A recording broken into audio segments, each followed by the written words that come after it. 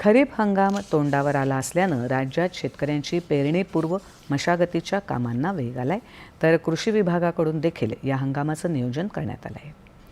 यावर्षी बुलढाणा जिल्ह्यात 7,38,300 हेक्टरवर खरीपाची पेरणी होणार असून त्यामध्ये सोयाबीन, कापूस, तूर आणि उर्वरित क्षेत्रफळावर इतर पिकांची पेरणी केली जाणार आहे.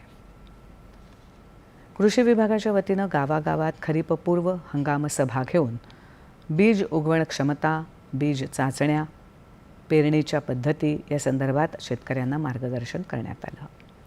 यावर्षी विदर्भात सरासरी 92 ते 93% पावसाचा अंदाज आहे. ऑगस्ट-सप्टेंबरमध्ये पावसाची मोठी तूट पडण्याची शक्यता आहे. या आव्हानाचा सामना करण्यासाठी कृषी विभागानं 8 सूत्री कार्यक्रम लागू केला आहे.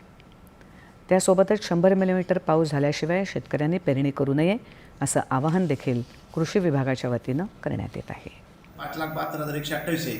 चालू वर्षी आपण खरीप हंगामामध्ये साधारणतः एकूण 7,38,300 हेक्टरचं नियोजन केलं असून याच्यामध्ये कापूस 1,28,220 हेक्टरवर, सोयाबीन 4,35,500 हेक्टरवर, मका 63,000 हेक्टरवर, तूर 99,500 हेक्टरवर, मूग उडीद सर्वसाधारण पिकांना आपण पिकाचं क्षणाचं नियोजन केलं आहे. त्यानंतर पत्र होऊ नये म्हणून आपण याच्यामध्ये 8 सूत्री कार्यक्रम प्रस्तुत केलेला आहे. कृषी विभागाच्या माध्यमातून प्रत्येक दुकानामध्ये आपण कृषी विभागाचा स्टाफ ठेवलेला आहे आणि त्यानुसार खत विक्री आपण करत आहोत.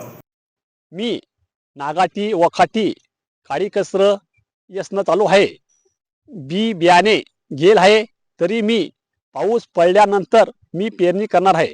आम्ही शेतीचे कामं करतो आहेत. नागाटी वखाटी पेरणीचे दिवस जवळ आल्यामुळे लोक नागाटीचे कामं वखरपायी घाई करत आहेत. नागाटीचे कामे आम्ही 1700 ते 1800 रुपये एकरानं घेत आहोत.